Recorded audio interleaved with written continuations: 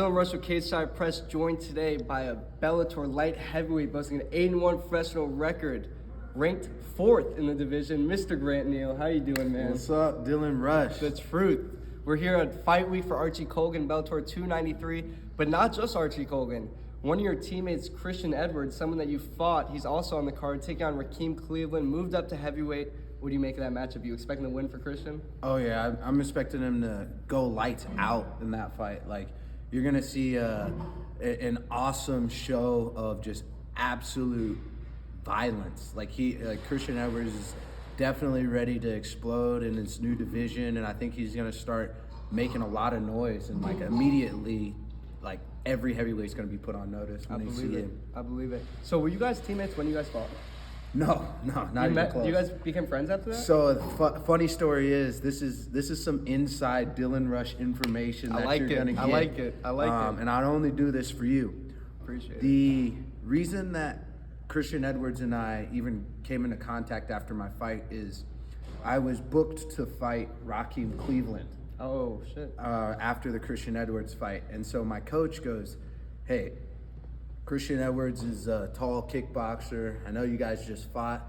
It'd be good to get him into the gym to give you a look for Raheem Cleveland because he's way better than him, and it would just be awesome to have him give you a look for him." Yeah, makes and sense. And so, man, Christian Edwards is like an awesome guy, genuine person.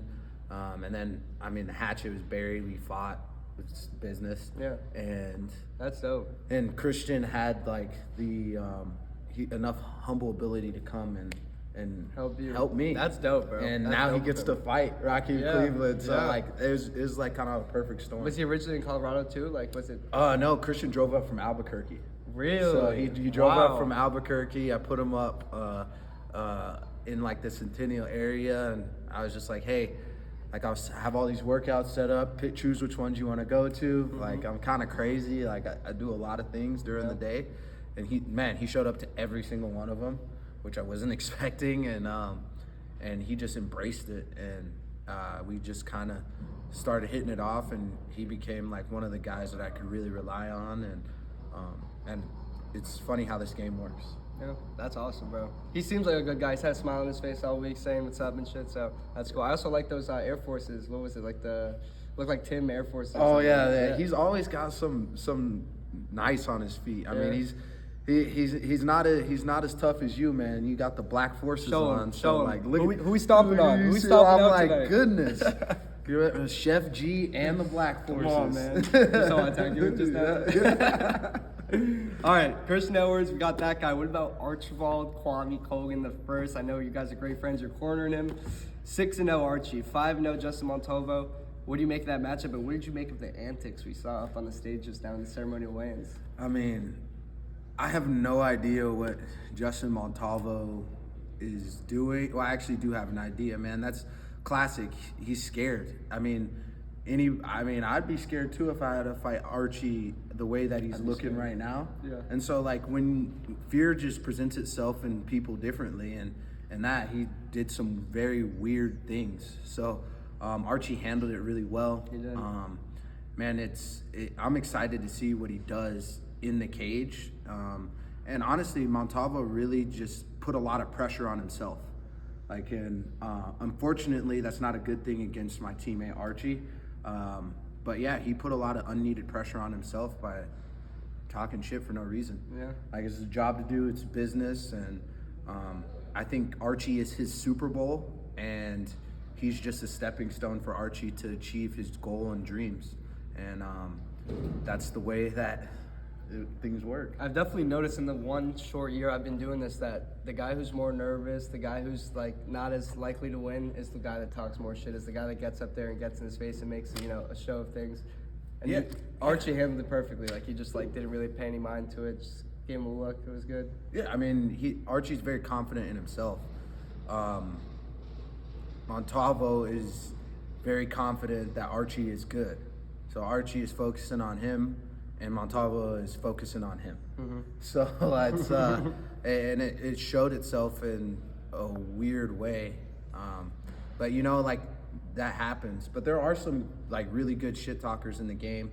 I mean, it is what it is, and people have their certain styles. But when it comes out like uncharacteristically, that's when you know that there's something going on there. You're far from a big shit talker, but I feel like when you do talk shit, it's pretty good. It's just a warranted, you know. I don't like to, but I don't like to talk too much, but I tell the truth. Yeah, I just tell the yeah, truth, yeah. man. It's truth hurts sometimes. So one more person I want to ask you about, a man that's going to be here Friday night, coming off a huge victory over Rafael Fiziev, Justin Gaethje. What's it like? I know you're a heavier weight, so maybe you guys don't get working together so much, but what's it like to have that guy in the room training alongside someone like Gaethje? Oh man, Gaethje is the craziest person I know.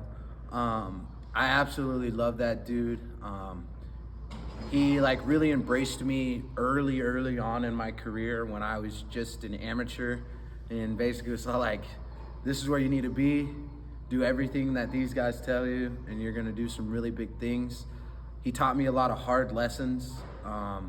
When I was an amateur, and still to this day has been the only person to ever drop me with a body shot in the gym, and I learned a hard lesson about like showboating. I made him miss a couple kicks, and I was showboating, and I like put my hands out, and he stepped through and hit me in the liver, and I just looked him in the eyes, and I just tried to be a tough guy, meat stick, and I just dropped to the floor. But now Gaethje goes, yeah, you're way too big for me now, and you actually have some skill, so I'm not gonna go with you anymore. Yeah. But he still is like just one of the most genuine and awesome people I know, and I love him to death. And I mean, his fight versus Fiziev, come on now, like It's crazy. People forgot. Yeah. Having plus 200 underdog is crazy. I don't know. I mean, it's crazy to me because guys that even beat him, they ask, hey, would you ever fight this guy again? And they say no. Yeah.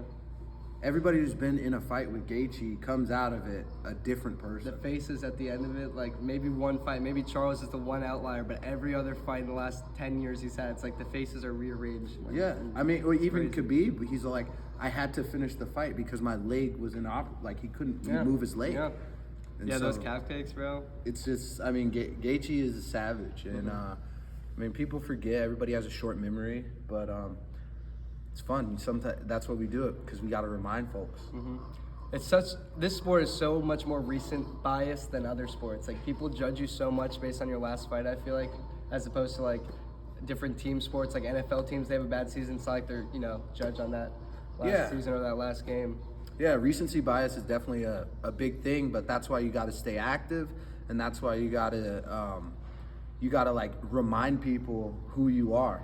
And you got to know who you are. So like sometimes you can get down in the dumps because things don't go your way, and you have a lot of people like casting doubt upon you. But as long as you know who you are, good and bad, it's like it's the best thing. And more so even with the recency bias, like when you have a big win, you can't listen to the noise either. I think that's more of a pitfall than people telling you that you're bad. Like if people are telling you that you're good all the time and you're hearing that, you start to believe it, and that's the first thing that happens when and not just in surprised. Fighting too. That's life. That's all of life. Yeah, you get surprised, and that's not a fun place to be when you think you're the best, and then there's someone that's way hungrier than you are. And I do everything in my power to make sure that don't happen to me. Definitely. Well, speaking of recency and activity, you've been active this year. You already have a fight under your belt. What was it, February 4th, Bellator 290. You got the victory over Carl Albertson. Were you happy with that performance, and when are you looking to get back in the cage next? Yeah, I was very happy with that performance. I'm excited about beating such an established veteran who's beat the best guys in the game, and to establish my game plan, execute it, and keep moving forward. It was awesome. Next big fight that I have, an exciting one, is I'm getting married in June. So hell yeah. That's like what is my ring bearer. Yeah.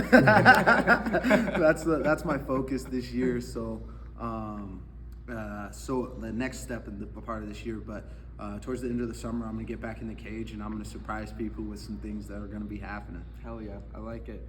Speaking of your marriage or your wedding coming up, I got a message from someone, Houses by Hannah. I don't know her, but she says she's a really big fan of yours. What do you have? What's a message you have for Houses by Hannah and also just your fans out there worldwide? I just know that Houses by Hannah, she's by far the best luxury real estate agent in the game. If you're in the Colorado, Denver area, like if you're not using Houses by Hannah, then you really messed up because she is the best. And she's also my fiance. So, You heard it here yeah, first. no, I'm excited. Yes, sir. 1 to 10, rated 1 to 10, Peter Straub's bald look. I'm gonna give that a 10 because he's got the beard. So if you're bald with a beard, that's big time. But on top of that, it's Tank Abbott action. It was really good cause. Of course, you know. yep. And so the cause that he's doing it for is to raise money for cancer. So like that's like an unbelievable and admirable thing that he's doing, and it's hard for anybody to cut their hair. Hair is so such a big part of everybody's identity. Especially him. He had a nice head of Yeah, hair. he has man. nice Not even to hair, make a so- joke about it, but he had a nice head of hair, bro. It must have been tough. Oh yeah, so it's funny. It keep making jokes about it because Yeah. he can handle it. But but no, I give that a 10 just based on the cause. I gotta ask you about one more guy, a guy that I just met recently. He's a really cool guy, your manager, Matt Aptaker. What can you tell me about him? How has he influenced you, helped you throughout your career? Man, Matt's been a phenomenal influence on my career so far. It's really important to have a guy that's not only your manager, but also in your corner and wants to see you excel and do well, not just in it for the paycheck. We're really a team. And so we're moving forward in this game. He's doing a lot of big things.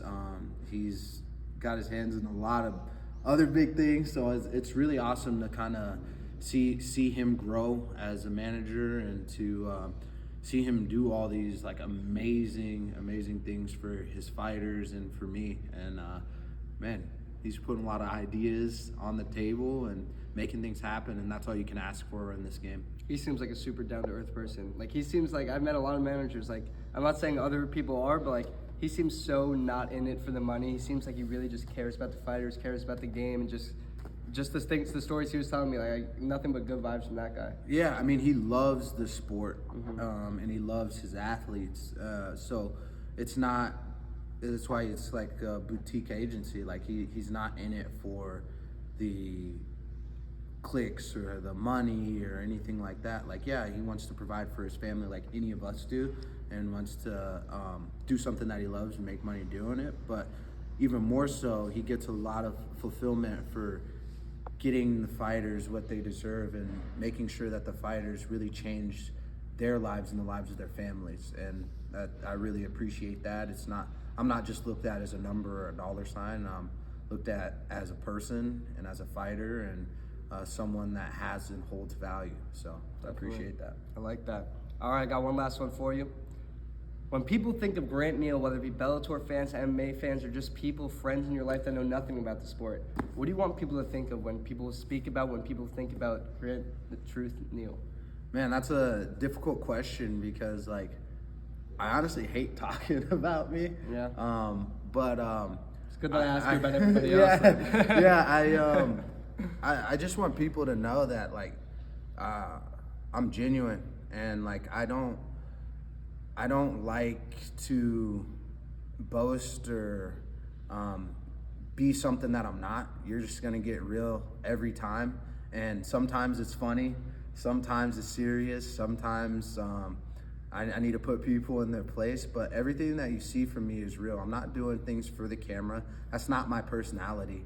And when you're a part of Team Neal, you're really like a part of Team Neal. Like everybody that is associated with Team Neal, I hope that they feel that they're a part of the family, you know. So I love it, and this game is amazing. It's done so many amazing things for me, and I just hope that people can see that and I can show that to people. And my ultimate goal in life is to really just like help people out, change people's lives, whether however big or small it is. Like that's my ultimate goal. Your positive influence. Oh yeah, I mean, just like, yeah, it's not even for me.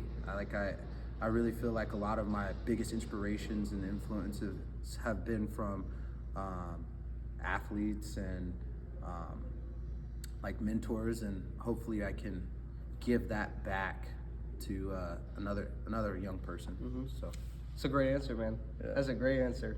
oh, I appreciate I'm speechless, that. man. Shit. Grant Neal, The Truth. We're at Bellator 293. Tune in this Friday. Archie Colgan versus Justin Montalvo. Second fight of the main card. We got Christian Edwards on the prelims. And Bryce Meredith, too. He's making his Bellator Oh, debut. yes, and big Bryce, dude. I'm excited about that one. You guys got to watch Bryce Meredith making his Bellator debut. He's got to make a statement. He always does. He's one of the most exciting wrestlers that I've ever seen. He's turning into an extremely exciting fighter. He's fallen in love with the hands. Obviously has the most phenomenal wrestling. Comes from a phenomenal pedigree. Archie's old teammate. Great coaching staff there at the lab. Why not Great watch teammates. him? Yeah, Like, it's 100%. awesome. Watch this Friday and watch the end of the summer. Grant Neal's return. The Truth. That's a wrap. Thank you, man. Yep, appreciate it.